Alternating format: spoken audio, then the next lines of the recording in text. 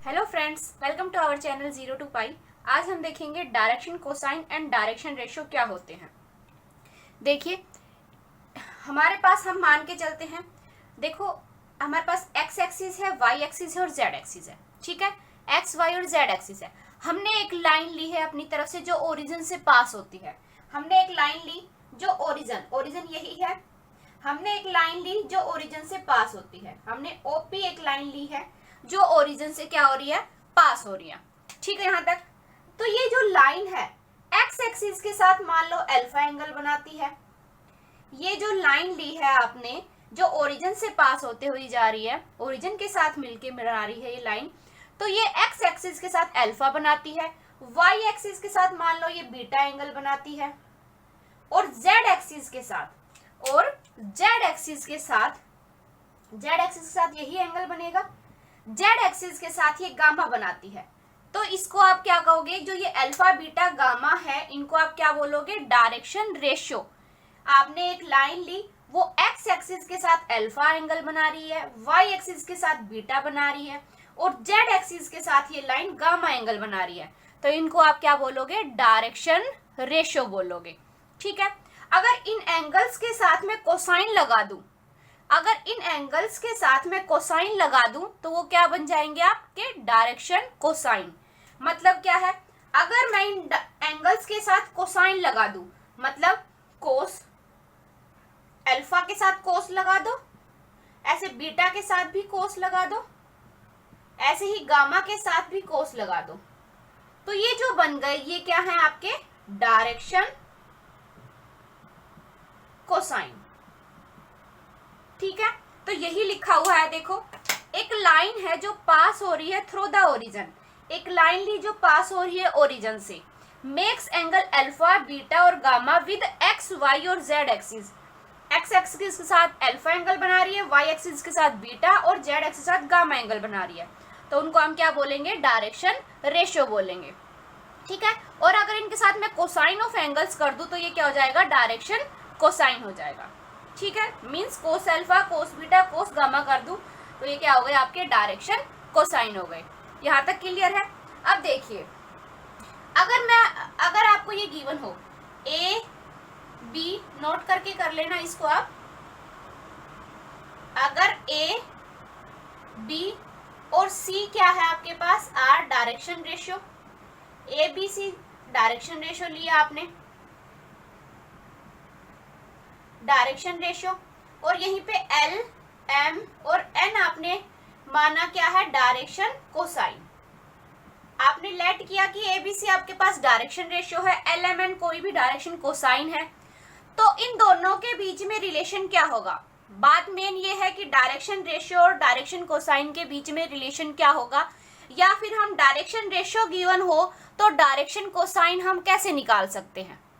ठीक है, तो कैसे निकालोगे, देखो, डायरेक्शन कोसाइन निकालना हो अगर डायरेक्शन रेशियो गिवन हो, तब आपके पास देखो L इक्वल होगा प्लस माइनस, फर्स्ट क्या है, A है, फर्स्ट कोऑर्डिनेट A है, तो A अपॉन में इनका सबका स्क्वायर का root, under root A square plus B square plus C square. ऐसे ही M किसके इक्वल होगा, M होगा, अब B के अपॉन में करना, plus minus B upon under root, वापस इन सब का डायरेक्शन रेशियो के स्क्वायर का under root, A square plus B square plus C square. Similarly यहाँ पे N क्या होगा आपका, अब C के अपॉन में under root A square plus B square plus C square. तो ये इन दोनों के बीच में क्या होगा, रिलेशन होगा। मान लो अगर आपको डायरेक्शन रेशियो गिवन हो 1, 2 और 3, कोई लाइन है उसके आपको डायरेक्शन रेशियो गिवन है 1, 2 और 3, इसने बोला डायरेक्शन कोसाइन बताइए क्या होंगे। रेशियो गिवन है, ये डायरेक्शन रेशियो गिवन है, और वो पूछे डायरेक्शन कोसाइन क्या होंगे, तो आप क्या करोगे, 1 फर्स्ट क्या है एलिमेंट 1, उसके अपॉन में अंडर रूट, इन सब का स्क्वायर कर दो, 1 का स्क्वायर 1, फिर प्लस 2 का स्क्वायर प्लस 3 का स्क्वायर 9। ऐसे ही फिर आप 2 के अपॉन में इन सब का स्क्वायर लिखोगे और 3 के अपॉन में फिर से इन सब का स्क्वायर लिखोगे। जो भी वैल्यू आएगी वो क्या होगी, आपके डायरेक्शन कोसाइन होंगे। ठीक है, तो एग्जाम में कैसे मिलेगा आपको, इस टाइप से मिलेगा कि डायरेक्शन रेशियो गिवन होंगे और वो आपसे पूछेगा डायरेक्शन कोसाइन क्या होंगे इसके। ठीक है, अब चलते हैं आगे। जैसे नेक्स्ट क्वेश्चन है आपके पास, if a line has direction ratio, DR मतलब डायरेक्शन रेशियो, ठीक है, शॉर्ट फॉर्म में लिख के चलते हैं हम। अगर किसी लाइन के डायरेक्शन रेशियो है 2, -1 और -2, तो उसने पूछा इसके डायरेक्शन कोसाइन, C मतलब कोसाइन, की डायरेक्शन कोसाइन क्या होंगे। तो कैसे करेंगे, देखो डायरेक्शन कोसाइन निकालने के लिए हमने क्या बोला, डायरेक्शन रेशियो अगर गिवन है तो क्या करेंगे, फर्स्ट एलिमेंट क्या है, फर्स्ट कोऑर्डिनेट क्या है 2, उसके अपॉन में क्या करोगे, इन सबके स्क्वायर का सम, यहाँ पे 2 है तो इसका स्क्वायर 4, -1 है तो यहाँ पे 1 हो जाएगा, -2 का स्क्वायर 4। सिमिलरली अब -1 के अपॉन में करेंगे, -1 के अपॉन में सेम वही 4 + 1 + 4। सिमिलरली -2 के अपॉन में करेंगे √4 + 1 + 4। ठीक है, अब देखो ये कितना है 9, 9 बन √9 कितना होता है 3, तो ये हो गया 2/3, ये हो गया -1/3 और ये हो गया -2/3 और डायरेक्शन कोसाइन। ये क्या होंगे आपके डायरेक्शन कोसाइन। तो डायरेक्शन रेशियो गिवन होगा तो आप डायरेक्शन कोसाइन ऐसे फाइंड करोगे। ठीक है, अब चलते हैं नेक्स्ट पे। देखिए डिस्टेंस फॉर्मूले का आपको पता होना चाहिए क्या होता है। नेक्स्ट जब हम करेंगे तो हमें डिस्टेंस फॉर्मूले का यूज हो सकता है वहां पे, तो इसलिए डिस्टेंस फॉर्मूला आपको पता होना चाहिए कि अगर आपके पास P पॉइंट है और Q पॉइंट है, इन दोनों के बीच में डिस्टेंस निकालनी है तो आप कैसे करोगे। ठीक है, तो आपके पास PQ क्या हो जाएगा, डिस्टेंस क्या होगी इन दोनों पॉइंट्स के बीच की, मेन बात यही है। P पॉइंट आपका यहाँ है, Q पॉइंट यहाँ है, इन दोनों के बीच की डिस्टेंस पूछी है क्या होगी, तो इसकी जो कोऑर्डिनेट गिवन है उनसे हम इनकी डिस्टेंस फाइंड करेंगे। देखो PQ निकालना है तो मतलब Q के कोऑर्डिनेट में से P के कोऑर्डिनेट माइनस करने हैं, जो आपका यहाँ सेकंड नंबर पे है उसके में से फर्स्ट वाले के कोऑर्डिनेट माइनस करने हैं, इसका मतलब यही है। तो x2 में से x1 के कोऑर्डिनेट माइनस करो, x2 में से x1 माइनस करोगे और उसका होल स्क्वायर करना, प्लस y2 में से y1 माइनस करोगे और उसका होल स्क्वायर, प्लस z2 में से z1 माइनस करोगे और उसका होल स्क्वायर करोगे और उस पूरे का स्क्वायर रूट करके आप वैल्यू फाइंड करोगे। वो क्या होगा, डिस्टेंस फॉर्मूला है आपका, दो पॉइंट्स के बीच में डिस्टेंस निकालनी हो तब। जैसे क्वेश्चन है P पॉइंट है Q पॉइंट है, इन दोनों के बीच में डिस्टेंस निकालनी है क्या होगी, मतलब PQ की वैल्यू निकालनी है क्या होगी। तो देखो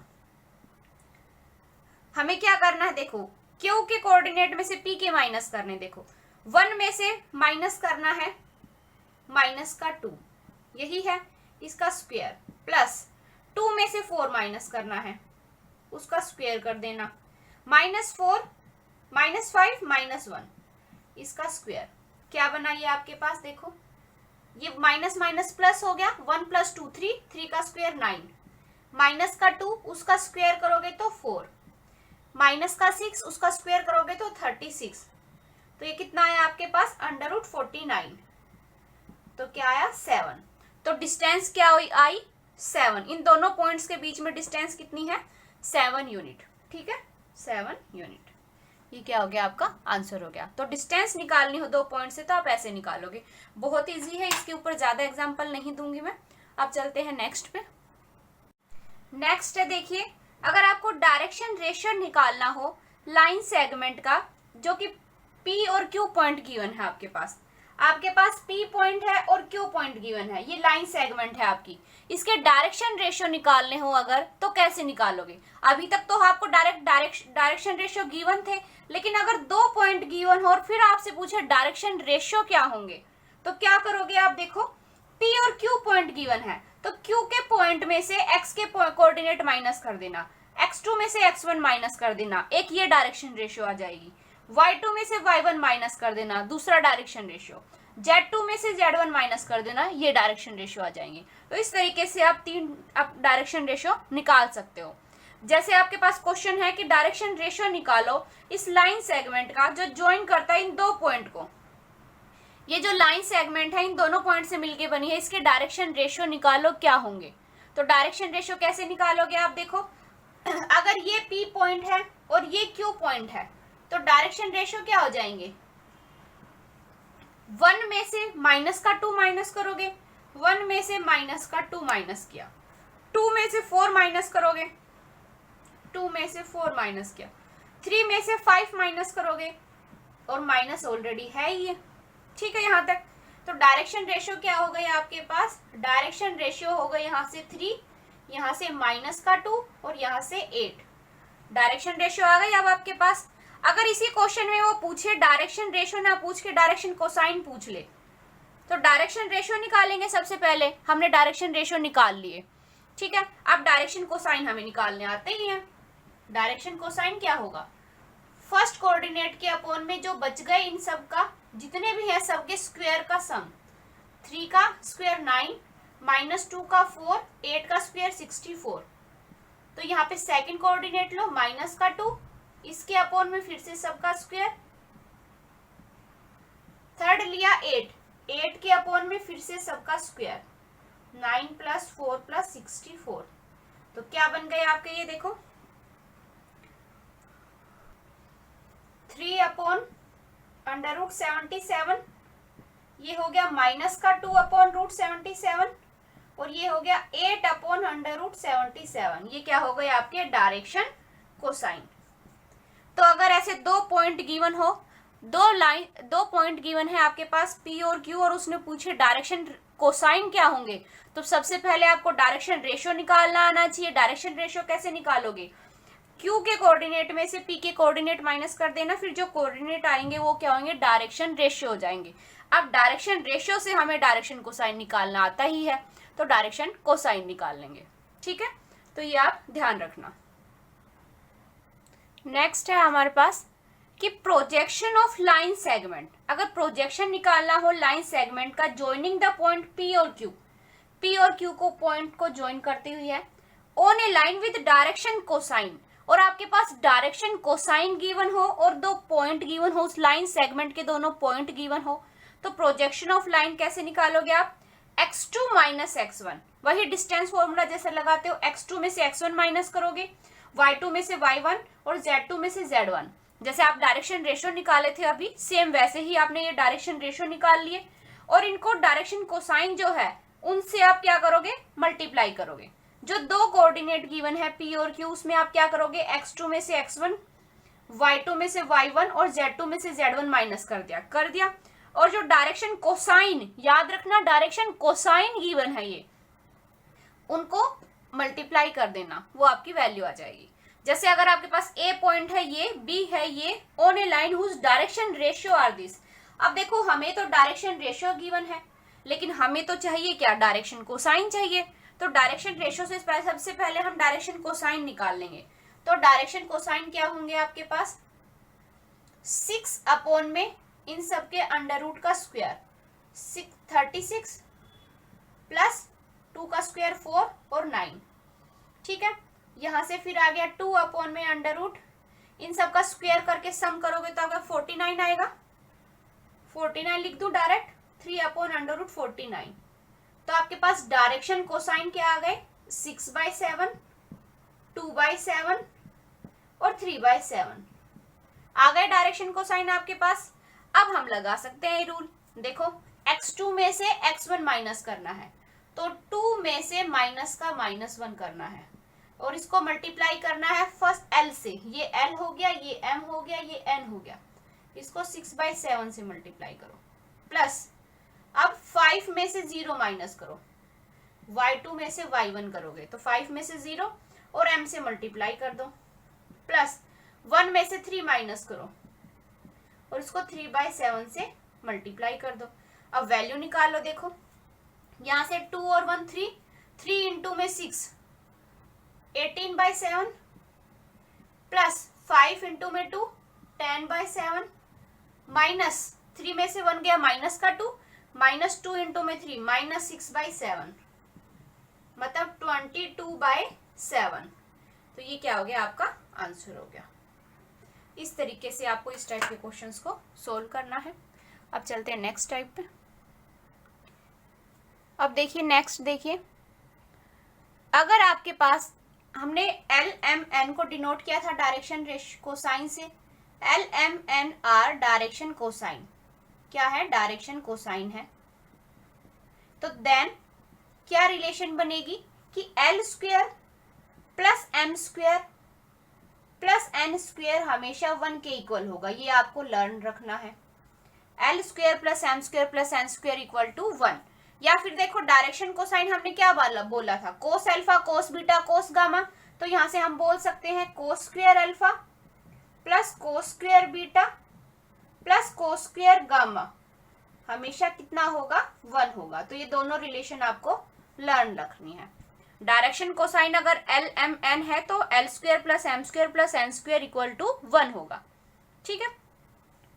और अगर मैं ऐसे मैंने यही बताया था ना आपको, एक्स वाई और जेड एक्सिस है, एक एंगल अल्फा बनाती है, एक बीटा और एक गामा, उनके साथ कोसाइन एंगल लगा देते हैं तो वो क्या बन जाएगा, आपका डायरेक्शन कोसाइन। तो वहां से आप बोलोगे cos square alpha plus cos square beta plus cos square gamma, मतलब डायरेक्शन कोसाइन के स्क्वायर का सम क्या होगा, 1 के इक्वल होगा। ठीक है। नेक्स्ट है हमारे पास एंगल निकालना हो बिटवीन टू वेक्टर्स। वेक्टर के बारे में हम पहले पढ़ चुके हैं। Angle between two vectors in term of their direction ratio. अगर डायरेक्शन रेशियो गिवन हो और एंगल निकालना हो दो वेक्टर्स के बीच में तो कैसे निकालेंगे। देखो माना हमारे पास एक है आपके पास वेक्टर ए, एक है बी। ए और बी दो वेक्टर लिए आपने जिसके डायरेक्शन रेशियो क्या है, a1 b1 c1। मतलब क्या है इसका कि आप ए को कैसे लिखोगे, वेक्टर की फॉर्म में है, वेक्टर की बात कर रहा है तो a1i प्लस a2j। देखो यहां लिख देती हूं मैं, a1 क्या होगा आपके पास, a1i plus a2j plus b1j, sorry b1 आएगा, b1 है ना, और प्लस में c1 है तो c1k। ठीक है यहां तक। ऐसे ही यहाँ पे दूसरा वेक्टर क्या बोला है, b बोला है, तो b क्या होगा आपके पास, b वेक्टर कैसे बनेगा, b वेक्टर के डायरेक्शन रेशियो क्या गिवन है, a2 b2 c2। तो इनके साथ i j k लगा दो, i b2 के साथ j और c2 के साथ k। ये क्या बन गया आपका a वेक्टर और b वेक्टर। ठीक है यहाँ तक, a और b वेक्टर। इसने क्या बोला है, a और b two vectors with direction ratio. Direction ratio क्या है, a1 b1 c1 और a2 b2 c2। देन जो एंगल होगा इन दोनों के बीच में क्या होगा, इन डायरेक्शन रेशियो का मल्टीप्लीकेशन, आपस में मल्टीप्लाई कर देना, a1 को a2 से, b1 को b2 से, c1 को c2 से, अपॉन में जो ये फर्स्ट डायरेक्शन रेशियो गिवन है, ए वेक्टर के जो डायरेक्शन रेशियो गिवन है उन सबका स्क्वायर का अंडर रूट कर देना, सम करके उसका अंडर रूट। सिमिलरली जो आपका बी है वेक्टर, बी वेक्टर के जो भी ये गिवन है डायरेक्शन रेशियो, इनका स्क्वायर का सम करना और उसका अंडर रूट कर देना। या फिर आप इसको वेक्टर की फॉर्म में अगर लिखो तो आप कैसे करोगे, A dot B, A vector का डॉट प्रोडक्ट लेना बी वेक्टर के साथ, अपॉन में magnitude of A magnitude of B. बात यही है सेम, इसका मतलब भी यही है। आपको जिस हिसाब से लर्न करना है आप लर्न कर सकते हो, ए डॉट बी से करो या ये फॉर्मूले से करो। ठीक है। देखो क्वेश्चन है, find angle between the vectors with direction ratio are. जो डायरेक्शन रेशियो गिवन है वो एक तो ये गिवन है और ये गिवन है, और वेक्टर्स की बात की है। तो माना देखो हमारे पास ए वेक्टर क्या बना, यहाँ पे हमारे पास ए वेक्टर क्या बना, देखो फर्स्ट के क्या है डायरेक्शन रेशियो, 4 -3 और 5। तो 4 के साथ i, -3 के साथ j और 5 के साथ k बन गया आपका डायरेक्शन रेशियो, वो वेक्टर सॉरी। अब बी वेक्टर बनाओ, बी वेक्टर क्या बनेगा, देखो 3 4 और 5 है डायरेक्शन रेशियो, तो 3 के साथ i, 4 के साथ j और 5 के साथ k बन गया आपका। ए वेक्टर भी बन गया, बी वेक्टर भी बन गया। कोस का फॉर्मूला क्या है, एंगल का formula cos theta is equal to में ए डॉट बी अपॉन में magnitude of A magnitude of B. ठीक है। अब ए डॉट बी करो, डॉट प्रोडक्ट में क्या करते हो, आई वाले को आई वाले के साथ, 4 को 3 से करोगे तो 12, -3 को 4 से करोगे तो माइनस का 12, 5 को 5 से करोगे तो 25, अपॉन में मैग्नीट्यूड ऑफ ए मतलब √4 का स्क्वायर 16 प्लस 3 का 9, 5 का 25, यही है मैग्नीट्यूड। मैग्नीट्यूड ऑफ बी 3 का स्क्वायर 9, 4 का स्क्वायर 16, 5 का स्क्वायर 25। ठीक है, यहाँ से 12 से 12 कैंसिल हो गया, तो यहाँ पे आपका आया 25 अपॉन में √50 मतलब 50 हो गया। कोस थीटा की वैल्यू यही आई। यहाँ से आप बोलोगे कि कोस थीटा किसके इक्वल आ गया, कोस थीटा आ गया 1/2 के। तो थीटा क्या होगा, थीटा होगा π/3। ये क्या हो गया, एंगल हो गया इन दोनों वेक्टर्स के बीच में। तो अगर एंगल निकालना हो तो वेक्टर्स के बीच में और डायरेक्शन रेशियो गिवन हो तो आप फिर ऐसे निकालोगे, दोनों को क्या करोगे, दोनों का डॉट प्रोडक्ट लोगे, जो दो वेक्टर है उनका डॉट प्रोडक्ट लोगे और नीचे उसका मैग्नीट्यूड ए का भी और दूसरे वेक्टर का भी, और सिंपल सोल्व कर दोगे। ठीक है, बहुत इजी है ये, आई होप समझ आ गया होगा। अब देखिए, अभी तक हमने देखा कि angle between two vectors in term of direction ratio. अब अगर डायरेक्शन रेशियो ना देके वो डायरेक्शन कोसाइन बोले तब उस केस में क्या करेंगे, तो कुछ नहीं करना। देखो, आपको ए और बी आपके पास दो वेक्टर है with direction ratio. Direction ratio given है L1 M1 N1 और L2 M2 N2। जो भी डायरेक्शन कोसाइन गिवन है, जो भी डायरेक्शन कोसाइन गिवन है उनका आपस में कोरस्पॉन्डिंग मल्टीप्लीकेशन कर देना। L1 को L2 से, M1 को M2 से, N1 को N2 से, और कोस थीटा के इक्वल कर देना। जो एंगल आएगा वो आपका क्या होगा, एंगल होगा बिटवीन टू वेक्टर्स। तो डायरेक्शन कोसाइन की बात करेगा तो जो भी डायरेक्शन कोसाइन गिवन है उसका आपस में मल्टीप्लीकेशन करना, L1 को L2 से, M1 को N2 से और N1 को N2 से, और उसको कोस थीटा के इक्वल पुट कर देना और एंगल निकाल लेना। ठीक है, बहुत इजी है ये। यहाँ पे ए और बी दो वेक्टर जिसकी डायरेक्शन कोसाइन ये है, तो ये ए कैप और बी कैप की वैल्यू ये होगी। ठीक है, अगर लाइंस पैरेलल होंगी, अगर ये दो लाइन जो बनती है वेक्टर ए और वेक्टर बी से ये पैरेलल है, पैरेलल होंगी तो L1/L2, M1/N2 और N1/N2 का जो रेशियो होगा वो इक्वल आएगा। और अगर ये परपेंडिकुलर होंगी तो मीन्स थीटा की वैल्यू 90 होगी, 90 होगी तो मतलब ये 0 होगा। तो ये 0 हो गया तो क्या कंडीशन बनी, L1L2 M1M2 प्लस N1N2 का जो सम है वो इक्वल होगा 0 के। तो लाइन परपेंडिकुलर होंगी तो मतलब इनका जो सम है वो क्या इसके इक्वल होगा, 0 के इक्वल होगा। ठीक है, पैरेलल के लिए कंडीशन है, लाइंस परपेंडिकुलर होंगी तो ये कंडीशन है। अब दो नोट है, देखो डायरेक्शन कोसाइन जो है एक्स एक्सिस का 1 0 0 होता है, y एक्सिस का 0 1 0 होता है और z एक्सिस का 0 0 1 होता है।